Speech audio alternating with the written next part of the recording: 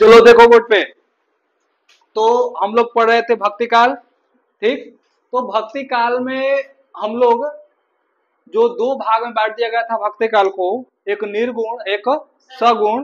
तो हम लोग निर्गुण काव्य धारा जो है इसको भी दो भागों में बांट दिया गया, तो पता ही है, एक संत काव्य या ज्ञानेश्वरी सखा और दूसरा सूफी काव्य या फिर प्रेम मार्गी सखा।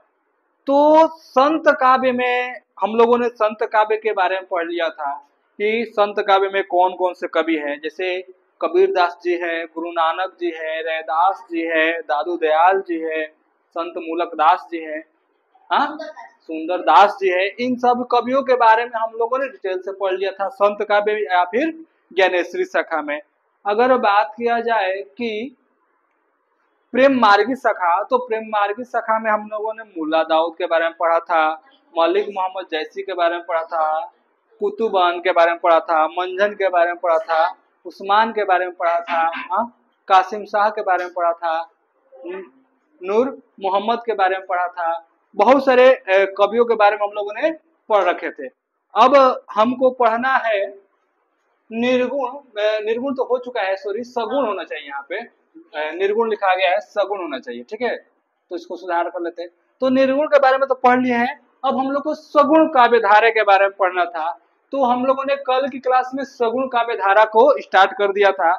तो बात किया जाए अगर सगुण काव्य धारा की, तो सगुण काव्य धारा को भी दो भाग में बांट दिया गया। कितने भाग में? दो भागों में बांटा गया था। एक का नाम है राम भक्ति सखा, ठीक, दूसरे का नाम है कृष्ण भक्ति सखा। तो राम भक्ति सखा में जितने भी कवि हुए हैं जो भगवान राम की भक्ति किए हैं, उपासना किए हैं, उनकी वंदना किए हैं, उनकी जो रचना किए हैं, उनके बारे में पढ़ेंगे। जैसे सबसे ज्यादा अगर राम भक्ति सखा में सबसे ज्यादा प्रसिद्ध कोई कवि है तो गोस्वामी तुलसीदास जी हैं, ठीक है। तो अगर राम भक्ति सखा की बात किया जाए तो हमें पढ़ना है कि रामानुज के बारे में पढ़ना है या रामानंद जिसको हम बोलते हैं, फिर अग्रदास जी के बारे में पढ़ेंगे, फिर तुलसीदास जी के बारे में पढ़ेंगे, ये राम भक्ति सखा में। फिर कृष्ण भक्ति सखा जब पढ़ेंगे तो उसमें हम लोग पढ़ेंगे कि कृष्ण भक्ति में भगवान श्री कृष्ण को जो भक्त जो कवि थे उनकी रचना जो किए थे भगवान श्री कृष्ण की, उनके बारे में पढ़ेंगे। जैसे कि नंददास है, केशव दास है, परमानंद दास है, फिर कुंभन दास है, चित्त स्वामी है, फिर से गोविंद स्वामी है, तो चतुर्भुज स्वामी है। इनके बारे में हम लोग पढ़ेंगे। तो हम लोग कल पढ़ रहे थे किसके बारे में? सगुण काव्य धारा में हम लोग राम भक्ति सखा के बारे में पढ़ रहे थे। किसके बारे में पढ़ रहे थे? राम भक्ति सखा। तो ये तो चीज पता हो जाना चाहिए सबको, या पता ही होगा कि सगुण काव्य धारा को दो भागों में बांट दिया गया था, एक राम भक्ति, एक कृष्ण भक्ति। तो जाहिर सी बात है राम भक्ति में राम की उपासना किया जाए, भक्ति किया जाएगा, और कृष्ण भक्ति में कृष्ण की। तो अगर राम भक्ति में अगर बात की जाए कि इनके प्रवर्तक कवि कौन है, तो रामानंद जी है। कौन है? रामानंद जी। अगर बात की जाए कि वास्तविक कवि कौन होंगे राम भक्ति शाखा के, तो गोस्वामी तुलसीदास जी। और ऐसे ही हम लोग अगर बात की जाए कृष्णदास के, सॉरी कृष्णदास बोले, अगर कृष्ण भक्ति शाखा के प्रवर्तक कवि कौन होंगे तो वो सूरदास जी होंगे। कौन होंगे? सूरदास जी। अगर बात की जाए कि राम भक्ति शाखा में जो राम कथा है, यानी भगवान राम की कहानी है, वो कहाँ कहाँ पे कितनी बार सुनाएगा? तो 4 बार सुनाएगा। कितने बार? 4 बार। तो 4 बार जब सुनाया गया है तब जाके हम लोगों तक ये रामायण की कथा पहुंची हम लोगों के सामने। तो पहले बार शिव जी ने अपनी पत्नी पार्वती जी को सुनाया था। पहली बार रामायण की कहानी किसने सुनाया था? भगवान शिव ने पार्वती जी को सुनाया था, ठीक है। दूसरी बार जब सुनाया गया था तो काकसुंडी एक गरुड़ थे, काकसुंडी क्या नाम था? गरुड़ ने ये कहानी सुनाई थी राम जी की, यानी रामायण की या रामचरित मानस की। तीसरी बार याज्ञवल्क्य ने महर्षि भरद्वाज को सुनाया। किसको सुनाया? महर्षि भरद्वाज। अगर रामायण किसी ने देखा होगा तो महर्षि भरद्वाज का जिक्र उसमें आता है, और इसका भी आता है, या क्या बोलते हैं, गरुड़ के काकसुंडी जो है इनका भी। और लास्ट में तुलसीदास जी जो थे, यानी गोस्वामी तुलसीदास जी, उन्होंने साधु, जो जितने साधु भक्त हैं उनको राम कथा सुनाई, और वहां से रामचरितमानस का क्या हुआ, शुरुआत हुआ। ठीक है, जिससे हम लोग रामायण के बारे में या फिर रामचरितमानस के बारे में जान पाए, समझ पाए। अब इसके बाद अगर बात की जाए कि राम भक्ति शाखा के जो लोग थे वो किस चीज में विश्वास करते थे, तो राम भक्ति शाखा के लोग जो थे अवतारवाद में विश्वास रखते थे। किसमें? अवतारवाद। मतलब ये लोग मानते थे कि जितने भी देवी देवता है, यानी देवता है, उनका क्या हुआ है, अवतार हुआ है, जन्म हुआ है। और ये बात जहां तक देखा जाए तो सही भी है कि नहीं? हर एक युग में कोई ना कोई भगवान अवतार इस धरती पर अवतार लिए हैं या फिर अवतरित हुए। जैसे कि मान के चलो, सबसे पहले भगवान विष्णु का अवतार क्या था, मछली वाला था, मत्स्य वाला एक था, फिर नरसिम्हा भगवान का अवतार था, हाँ, फिर उसके बाद भगवान राम के अवतार लिए, फिर कृष्ण का अवतार लिए। ठीक है जी, तो ये अवतार लिए है धरती पर तभी तो ये लोग बोलते हैं जो राम भक्ति शाखा कवि है, यानी सगुण वाले बेसिकली ये बोलते हैं कि अवतारवाद नहीं, भगवान का क्या होता है, अवतार होता है, यानी जन्म होता है। ठीक है, निर्गुण वाले बोलते हैं कि भगवान क्या है, निरंकारी है। निरंकारी मतलब उनका कोई अवतार नहीं है। और ये लोग बोलते हैं कि भगवान का एक आकार है, एक आकृति है, एक साइज है, हाँ, यानी तब वो मानते थे। तो समझ में ना, कृष्ण भक्ति सॉरी, सगुण वाले क्या मानते थे और निर्गुण वाले क्या मानते थे। ठीक, तो ये लोग अवतारवाद में विश्वास करते थे कि भगवान का क्या होता है, हर एक काल में, हर एक युग में क्या होता है, अवतार यानी जन्म लेते हैं। ठीक है, अगर बात किया जाए कि राम भक्ति शाखा में कौन सी भाषा का सबसे ज्यादा प्रयोग हुआ है, तो अवधी भाषा का सबसे ज्यादा प्रयोग हुआ है। अगर बात किया जाए कि अवधी भाषा निकला कहां से है, तो अयोध्या से। भगवान श्री राम का जन्मभूमि कहाँ पे है, अयोध्या, तो वहीं से ये चीजें निकला हुआ है। ठीक है जी, अगर बात की जाए कि इसमें रस कौन सा है, तो इसमें शांति रस और भक्ति रस। शांति रस मतलब शांति से क्या करना, भगवान की उपासना करना, भक्ति करना। ठीक है, तो यहां तक क्लियर हो गया। अब हम लोग को पढ़ना था जो इनके प्रवर्तक है, पहले कवि है राम भक्ति शाखा में, उनका नाम है रामानंद। क्या नाम है, रामानंद। ठीक है, डिटेल में चलेंगे ताकि चीजें हमेशा के लिए क्लियर हो जाए। तो रामानंद हेडिंग डालो, रामानंद जी के बारे में पढ़ेंगे आज। ठीक है, तो रामानंद का अगर बात की जाए कि जन्म, तो लिखो रामानंद का जन्म 1368 ईस्वी, 1368 ईस्वी में रामानंद जी का जन्म हुआ है। ठीक है, अगर जन्म स्थान की बात किया जाए कि इनका जन्म स्थान कहाँ पे है, तो इनका जन्म स्थान है प्रयागराज। प्रयागराज कहाँ पड़ता है, इलाहाबाद का ही नाम है प्रयागराज। ठीक है, अगर पूछा जाए कहाँ पड़ेगा तो ये उत्तर प्रदेश में बताओगे। क्या बताओगे, तो प्रयागराज पहले, सबसे पहले प्रयाग था। तो मुस्लिम जब शासक आए, यानी जब दिल्ली सल्तनत में मिडिवल हिस्ट्री पढ़ेंगे, यानी मध्यकालीन इतिहास, तो उसमें पता चलेगा कि इसको तोड़कर, इसको नाम बदलकर क्या कर दिए, इलाहाबाद। फिर जब योगी जी की सरकार आई, मोदी जी की, तो फिर क्या बना दिया गया इसको, प्रयागराज। समझ में है ना, तो पहले प्रयाग था, यानी जो था पहले वही अब कर दिया गया है। ठीक है, कोई ज्यादा चेंजेस में नहीं हुआ है। क्लियर हो गया यहां तक। इनके गुरु का नाम लिखो,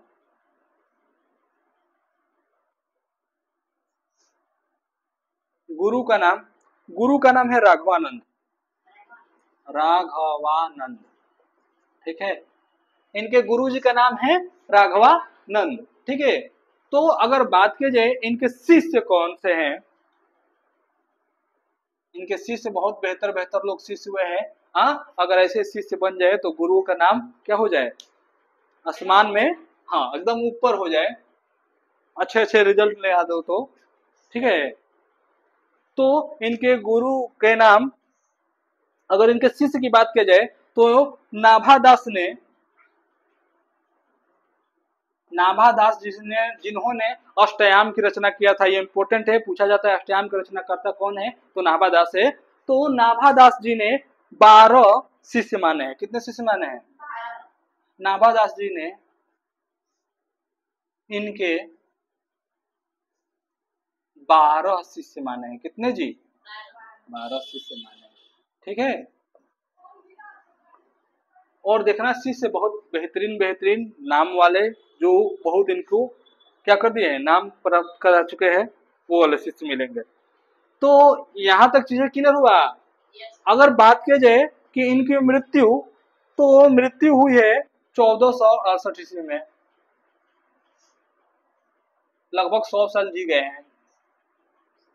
ठीक है, कितने साल जी गए हैं? 100 साल। अगर बात की जाए कि इनके शिष्य का नाम, तो पहले नंबर पे है अनंतानंद। अनंतानंद। ठीक है। अगर दूसरे नंबर की बात किया जाए कि दूसरे नंबर पर कौन है, तो सुखानंद। ये सूखे नहीं है, बस नाम है इनका सुखानंद। हाँ, ये मत समझ लेना कि सुखानंद नाम है तो सूख गए होंगे, ऐसा कुछ नहीं है।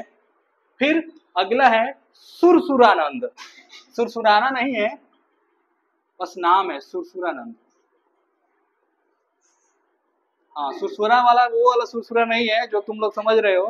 ठीक है, वो ठंडी में आता है वो सुरसुरानंद, तो अभी नहीं है। हाँ, तो कुछ लोग का आ ही रहता है, जिसका 24 घंटा है उसका तो बात ही अलग है, छोड़ो।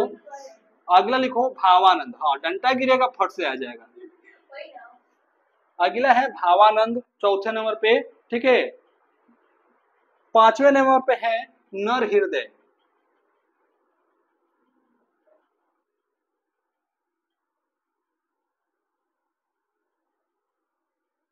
छठवें नंबर पे है हमारे कबीरदास जी, इंपॉर्टेंट है। देखो इनके शिष्य का नाम क्या है, एक है कबीरदास। स्टार बना लो लोग, कबीरदास बहुत इंपॉर्टेंट है। हाँ, बहुत सारी रचनाएं कवि की है। कबीरदास हिंदी में संत काव्य में सबसे इंपॉर्टेंट है कबीरदास। ठीक है। कबीरदास के बाद है पीपा। हाँ, पापा नहीं है, पीपा है। हाँ, तो पीपा का पुल नहीं है, ये पीपा का पुल नहीं है, इस बात का ध्यान रहे। ये एक कवि है और ये रामानंद जी के शिष्य हैं जिनका नाम है पीपा। ठीक है। पीपा के बाद है सेन।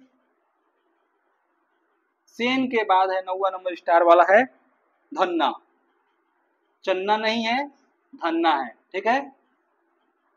अगर बात की जाए 10वें नंबर, तो 10वें नंबर की बात ही की निराली है। मन चंगा तो कठौती में गंगा, मन चंगा तो कठौती में गंगा, प्रभु तुम चंदन हम पानी, जाके अंग बस समानिया।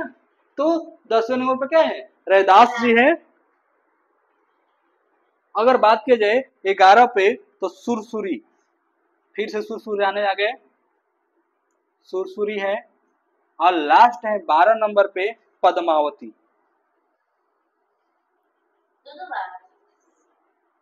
यहाँ पे सुरसुरानंद है, यहाँ पे सुरसुरी है। सुरसुरा सुरसुरी में अलग नहीं है। ये मत कहना कि ये मेल है तो फीमेल है, ऐसा कुछ नहीं है ना, शब्द विलंब मत बनाने लगे लोग। तो ये 12 वो इनके क्या थे, शिष्य थे। नाभादास जी ने इनके 12 शिष्य माने हैं। अच्छे से पढ़ना चाहिए, इसको समझना चाहिए कि क्या बोला जा रहा है। नाभादास जी थे जो ये बोले हैं कि रामानंद जी के 12 गो शिष्य हैं और 12 के नाम है ये। ठीक है, चीजें क्लियर हुआ? किसी को डाउट? No doubt. लिखो इनकी प्रमुख रचनाएं, इंपोर्टेंट है रचनाएं।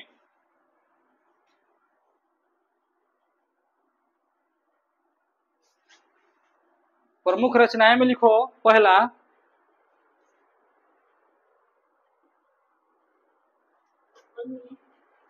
हाँ, देखो राम रक्षा स्रोत, एक ही में है, राम रक्षा स्रोत।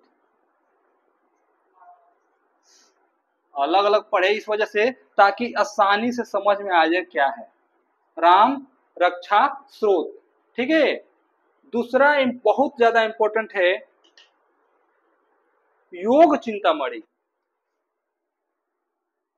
योग चिंतामणि स्टार वाला क्वेश्चन है, योग चिंतामणि। बहुत बार क्वेश्चन पूछा जा सकता है योग चिंतामणि का रचनाकार कौन है। ठीक है। हो गया जी। अगला है राम तारक मंत्र। हाँ, कहीं पे फंस जाओ तो भगवान राम का मंत्र याद कर लेना, बच जाओगे चुड़ैलों से। हाँ हाँ, आता याद है ना। अगला यही है, अगला लिखो श्री राम आरती।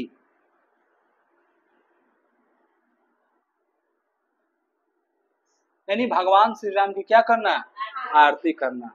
श्री हनुमान जी की आरती, श्री हनुमान जी की आरती किसको किसको याद है? हाँ, तो बताओ थोड़ा श्री हनुमान जी की आरती का बताओ, एक लाइन बता दो तो समझे कि तुम भक्त हो, नहीं तो अंध भक्त में गिनती हो जाएगा। अब भी बता दो। तो बताना चाहिए नहीं, बताओ जल्दी से। दांत निकाल रही है। हरिनाम के लिए हनुमान जी की भक्त हैं। तो देखो श्री हनुमान जी की आरती में क्या बोला गया है कि आरती की जो हनुमान लला की, आरती की जो की हनुमान लला की, आरती की जो हनुमान लला की। नाम ये क्या बोलते हैं, ये आरती भजन सुना होगा किसी ने? तो बस सुना ही होगा, इससे ज्यादा नहीं पता होगा कि ये आया कहां से था। सुनने को तो बहुत सारे लोग सुन लेते हैं बहुत सारी चीजें, लेकिन पता नहीं रहता ये आया कहां से है। ठीक है, तो ऐसा कोई है नहीं, मैक्सिमम लोग ये आरती सुने होंगे, आरती की जो हनुमान लला की। ठीक है जी, तो ये नहीं पता होगा मैक्सिमम का 99% लोगों को नहीं पता होगा कि ये किसने दिया है, ये कहां से आया है। तो आरती की जो जो हनुमान लला की आरती पहली बार गाया गया था या लिखा गया था, तो वो थे रामानंद जी। इन्होंने सबसे पहले हनुमान जी की आरती की और वहां पे इन्होंने लिखा आरती की जो हनुमान लला की, जो आज तक प्रचलित है और आगे भी रहेगा। ठीक है, तो ये चीजें समझ में आया? यहाँ तक समझ में आया कि नहीं आया? कोई किसी को डाउट हो तो पूछ सकता है। यहाँ तक क्लियर हुआ? तो अगर बात किया जाए,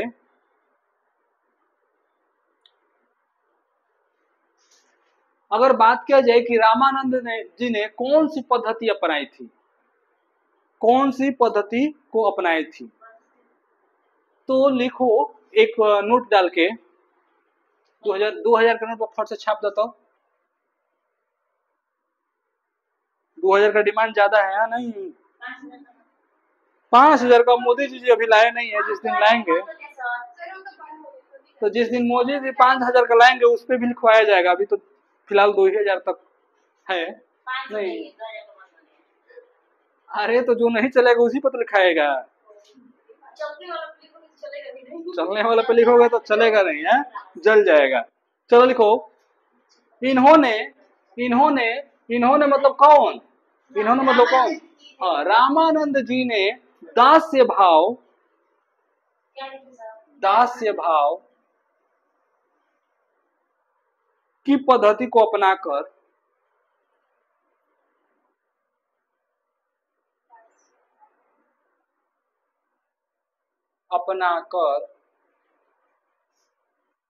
किसका पूजा किए थे? अरे गधे रह जाओगे का, राम की उपासना की।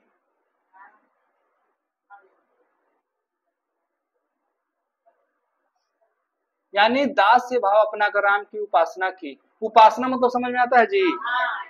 पूजा पाठ करना, भक्ति करना। तो दास से मतलब समझते हो ना, हनुमान जी हमेशा अपने आप को क्या बोलते हैं कि हम भगवान प्रभु श्री राम के क्या है, दास है। दास मतलब सेवक, दास मतलब क्या होता है, सेवक, यानी सेवा करने वाला। तो इन्होंने वही अपनाया था, दास्य भाव, और उसी को अपनाकर भगवान श्री राम की क्या किए थे, उपासना किए थे, यानी उनकी भक्ति किए थे। ठीक है, ये चीजें समझ में आ रहा है इतना? किसी को कुछ डाउट हो, ऐसा लगे कि हाँ ऊपर ऊपर निकल रहा है तो पकड़ने की कोशिश किया जाएगा। तो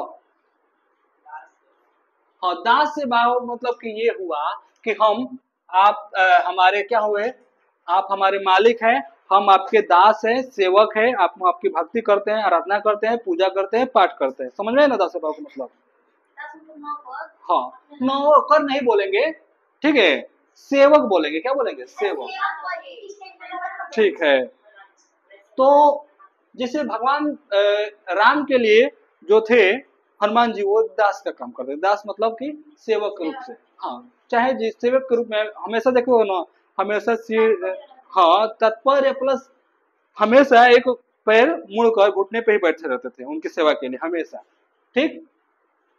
तो अगर बात किया जाए कि रामानंद जी के बारे में, तो यहां से हम लोग समझ में आ रहा है, समझेंगे कि इनका जन्म कब हुआ था। तो 1361 ईस्वी में रामानंद जी का जन्म हुआ था। जन्म स्थान इनका था प्रयागराज, उत्तर प्रदेश में। गुरु का नाम था राघवानंद। इनके जो शिष्य थे, 12 शिष्य थे, ये नाभादास जी ने बताया था। ठीक है। अनंतानंद, सुखानंद, हाँ, सुरसुरानंद, भावानंद, नर हृदयानंद, कबीर दास, पीपा, पीपा भी थोड़ा इंपॉर्टेंट है, पीपा, सेन, रैदास, सुसरी, पद्मावती, ये, हाँ, ये सब इनके क्या थे? शिष्य थे। शिष्य में सबसे ज्यादा इंपॉर्टेंट कबीरदास होंगे, पीपा होंगे, धना होंगे, रैदास होंगे। ठीक है। अगर बात की जाए इनकी रचनाएं, तो राम रक्षा स्रोत, योग चिंतामणि इंपॉर्टेंट है। क्या है? योग चिंतामणि क्या है? इंपॉर्टेंट है। और बात की जाए उसके बाद, तो श्री राम की आरती क्या है? श्री राम की आरती है। और उसके बाद भगवान या जो भी है श्री हनुमान जी की आरती है। क्या आरती का नाम क्या है? आरती की जो हनुमान लला की। ठीक है। अब बात किया जाए कि ये कौन सी पद्धति अपनाए थे, तो दास पद्धति अपनाकर ये राम की क्या किए थे? पूजा किए थे, उपासना किए थे। तो ये था हम लोग का सगुण भक्ति काव्य धारा में, सगुण भक्ति काव्य धारा में राम भक्ति शाखा में पहले कवि रामानंद। अब दूसरे कवि जो हमको पढ़ना है वो है अग्रदास। क्या है? अग्रदास। हेडिंग डाल दो अग्रदास। ये नेक्स्ट क्लास में ये चलेगा, अग्रदास। ठीक है। तो आज के लिए क्लासेस यहीं पे खत्म की जाती है। उम्मीद है कि चीजें समझ में आई होगी। नहीं समझ में आई होगी तो फिर से पूछ लेना है। ठीक है।